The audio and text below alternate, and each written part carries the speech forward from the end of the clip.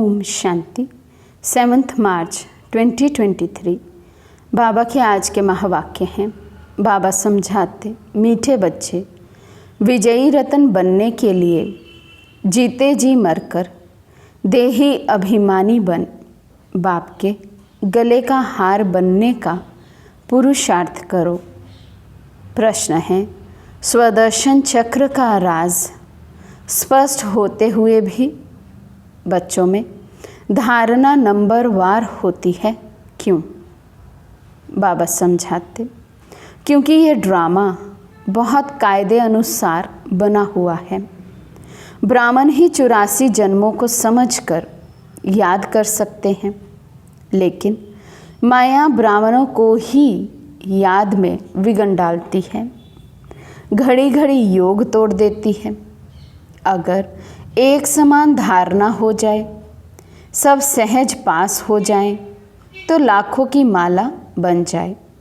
इसलिए राजधानी स्थापन होने के कारण नंबरवार धारणा होती है। गीत है, मरना तेरी गली में, जीना तेरी गली में।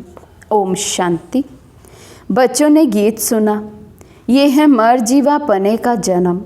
मनुष्य जब शरीर छोड़ते हैं तो दुनिया मिट जाती है, आत्मा अलग हो जाती है, तो ना मामा ना चाचा कुछ भी नहीं रहते।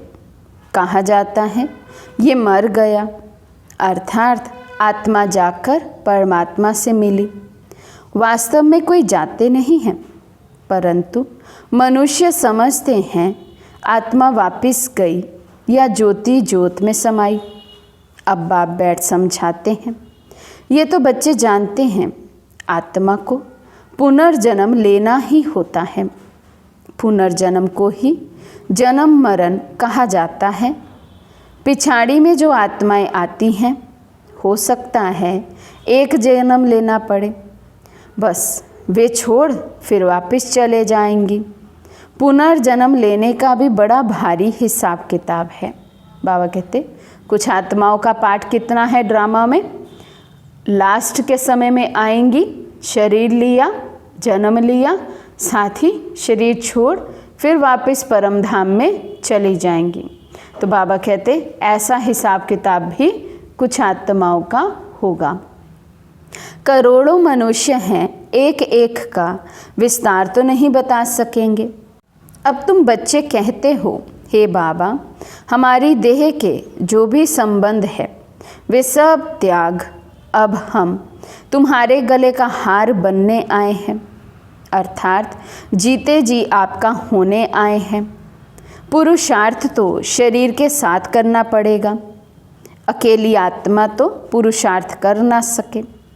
बाप बैठ समझाते हैं, जब रुद्र यज्ञ रचते हैं तो वहाँ शिव का चित्र बड़ा मिट्टी का बनाते हैं और अनेक शालिग्राम के चित्र मिट्टी के बनाते हैं। अब वे कौन से शालिग्राम हैं जो बनाकर और फिर उनकी पूजा करते हैं? शिव को तो समझेंगे कि ये परम पिता परमात्मा है, शिव को मुख्य रखते हैं, आत्माएं तो ढेर हैं, तो वे भी शालिग्राम बहुत मनाते हैं। 10,000 अथवा 1,00,000 भी शालिग्राम बनाते हैं। रोज़ बनाया और तोड़ा फिर बनाया, बड़ी मेहनत लगती है। अब वे ना पुजारी ना यज्ञ रचने वाले जानते हैं कि ये कौन है। क्या इतनी सब आत्माएं पूजनीय लायक है? नहीं। अच्छा, समझो भारतवासियों के 33 करोड़ शालिग्राम बनाए, वे भी हो नहीं सकता, क्योंकि सभी तो बाप को मदद देते नहीं। बाबा कहते ये भी बहुत गहरी बात है। भले बाबा के बच्चे बने हैं, लेकिन यज्ञ में तन मन धन सफल नहीं करते हैं, बाबा को मदद नहीं देते हैं, पवित्र जीवन नहीं जीते हैं, धारणाएं नहीं करते हैं, तो बाबा कहते हैं वो तो पूजनीय नहीं बनेंगे, ऐसे कर्म ही नहीं किए हैं जो उनकी कर्मों की पूजा हो। तो बाबा कहते हैं ऐसा भी नहीं है कि सब शालिग्राम हो वो पूजनीय हो, नहीं। बाबा कहते ये भी ऐसे ही बना देते हैं। ये बड़ी गुहिया बातें हैं समझने की। 4-5 लाख रुपया खर्च करते हैं रुद्र यज्ञ रचने में। अच्छा, अब शिव तो परमपिता परमात्मा ठीक है, बाकी सालीग्राम इतने सब कौन से बच्चे हैं जो पूजे जाते हैं? इस समय तुम बच्चे ही बाप को जानते हो और मददगार बनते हो। प्रजा भी तो मदद करती है ना। शिव बाबा को जो याद करते हैं वे स्वर्ग में तो आ जाएंगे। भल ज्ञान किसी को ना भी दें तो भी स्वर्ग में आ जाएंगे। वे तो कितने ढेर होंगे, परंतु मुख्य 108 हैं।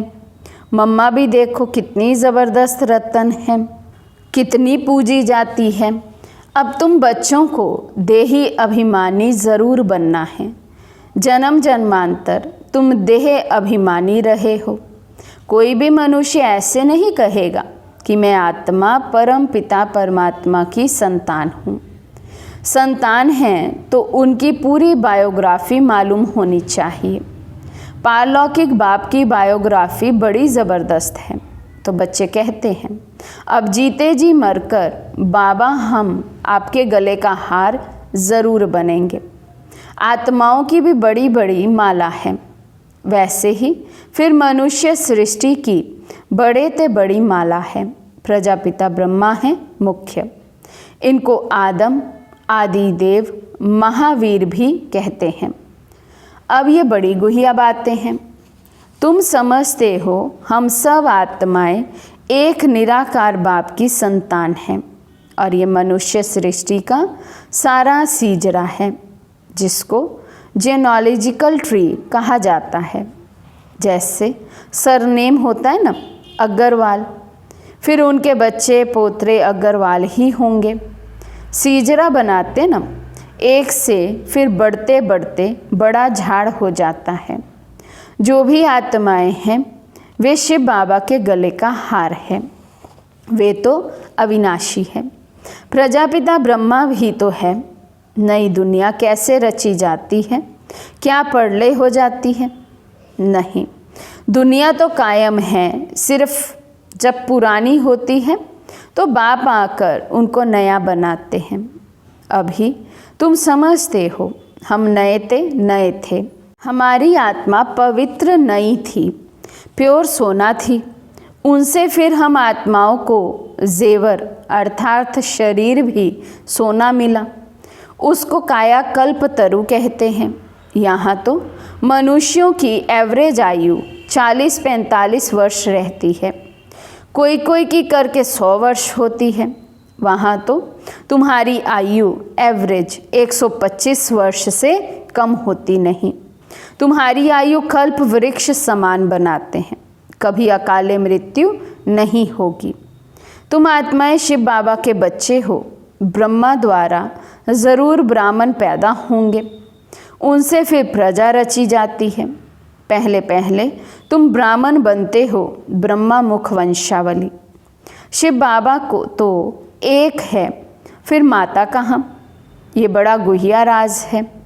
मैं इन द्वारा आकर तुम बच्चों को एडॉप्ट करता हूँ। तो तुम पुरानी दुनिया से जीते जी मरते हो। वे जो एडॉप्ट करते हैं वे धन देने के लिए करते हैं। बाप एडॉप्ट करते हैं स्वर्ग का वर्षा देने के लिए, लायक बनाते हैं, साथ में ले जाएंगे। इसलिए इस पुरानी दुनिया से जीते जी मरना है। गृहस्थ व्यवहार में रहते पवित्र बन बाप का बनना है। हम वहाँ के रहने वाले हैं। फिर सतयुग में सुख का पाठ बजाया। ये बातें बाप समझाते हैं, शास्त्रों में तो है नहीं। अब बाप बैठ तुम आत्माओं को पवित्र बनाते हैं, आत्मा की मैल निकालते हैं। तुमको ज्ञान का तीसरा नेत्र मिलता है। उन्होंने फिर तीजरी की कथा बैठ बनाई है। वास्तव में बात यहाँ की है।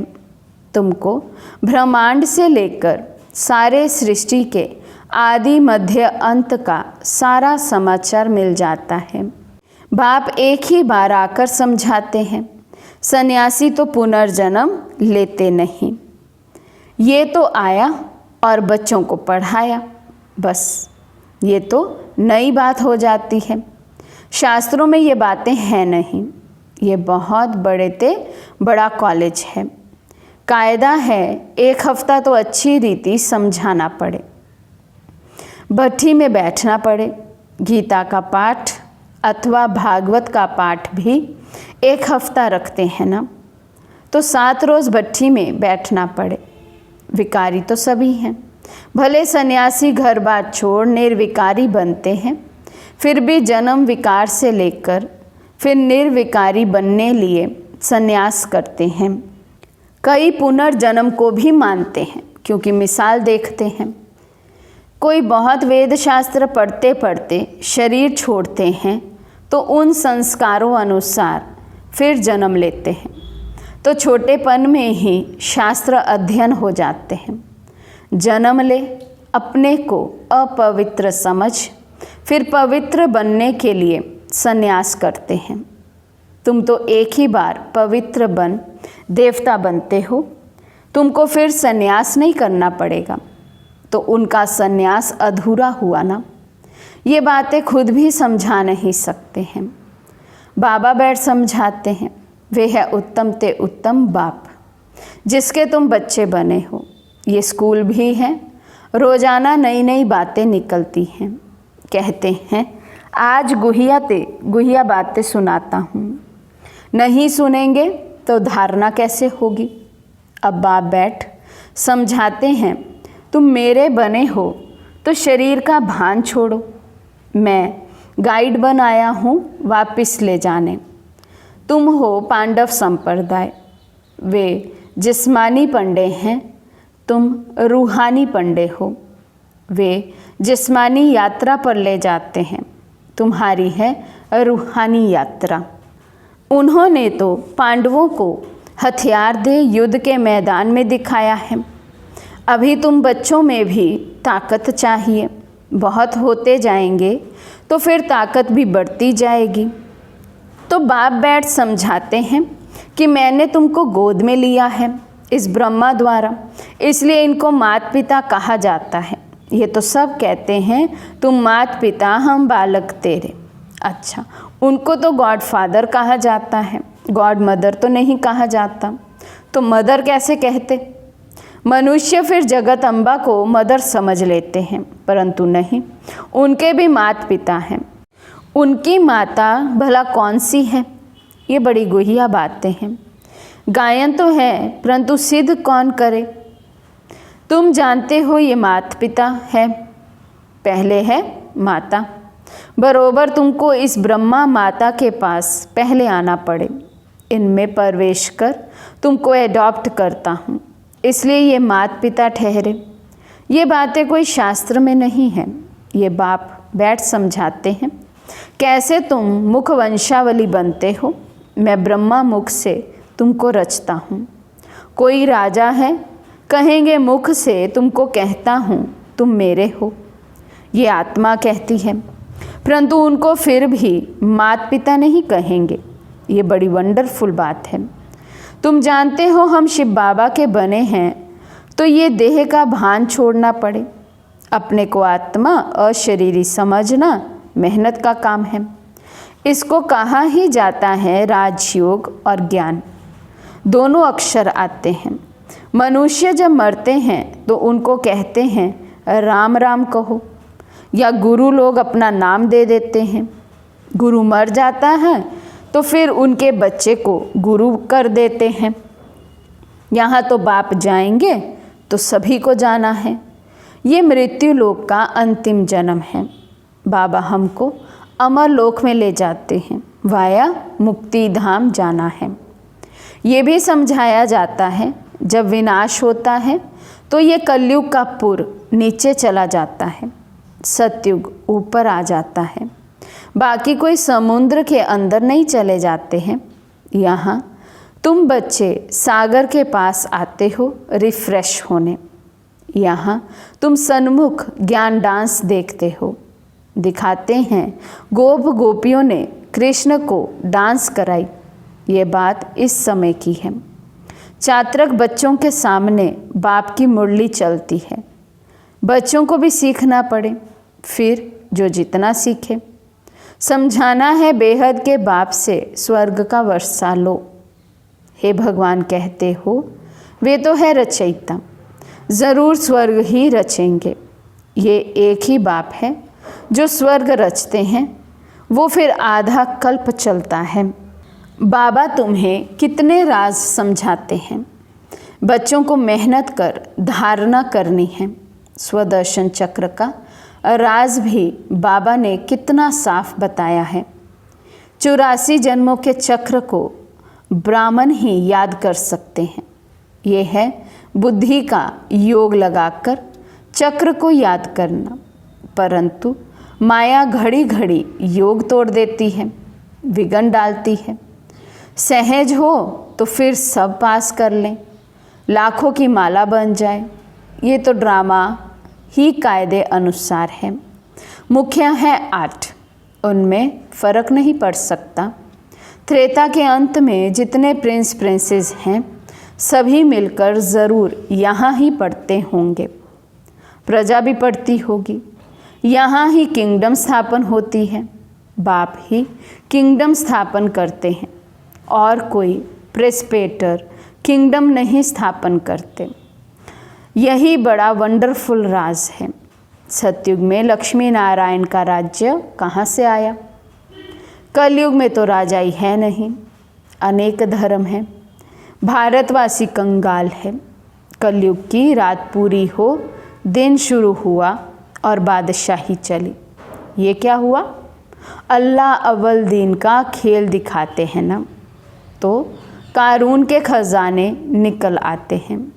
तुम सेकंड में दिव्य दृष्टि से वैकुंठ देख आते हो। अच्छा, माता पिता बाप दादा बच्चे सारी फैमिली इकट्ठी बैठी है। मीठे मीठे सिक्के लदे बच्चों प्रति माता पिता बाप दादा का याद प्यार और गुड मॉर्निंग। रूहानी बाप की रूहानी बच्चों को नमस्ते। हम रूहानी बच्चों की रूहानी बाप दादा को दिल व जान सिक व प्रेम से नमस्ते नमस्ते नमस्ते जी। धारणा के लिए मुख्य सार। फर्स्ट पॉइंट, बाप समान सभी को रिफ्रेश करने की सेवा करनी है। चात्रक बन ज्ञान डांस करनी और करानी है। सेकंड पॉइंट, इस शरीर का भान छोड़ पुरानी दुनिया से जीते जी मरना है। अशरीरी रहने का अभ्यास करना है। स्वयं को स्वर्ग के वर्षे का लायक भी बनाना है। आज का वरदान है, होली के अर्थ स्वरूप में स्थित हो सच्ची होली मनाने वाले हाईएस्ट होलीएस्ट भव। होली के अर्थ स्वरूप में स्थित हो सच्ची होली मनाने वाले हाईएस्ट होलीएस्ट भव। होली अर्थात जो कुछ हुआ वे हो गया, हो लिया। जो सीन हुई होली अर्थात बीत गई। बीती को बीती करने के लिए सदा ड्रामा की ढाल को यूज़ करो। होली का रंग पक्का तभी लगता है जब हर वक्त याद रहता कि हो ली, जो बीता हो गया। वे कभी ड्रामा की कोई भी सीन देखते, क्यों, क्या, कैसे, इन प्रश्नों में उलझते नहीं हैं। सदा ज्ञान मंथन कर अपनी होलीएस्ट और हाईएस्ट स्टेज बना लेते हैं। स्लोगन है, सबसे बड़े धनवान वे हैं जिनके पास पवित्रता का सर्वश्रेष्ठ खजाना है। सबसे बड़े धनवान वे हैं जिनके पास पवित्रता का सर्वश्रेष्ठ खजाना है। अच्छा, ओम शांति।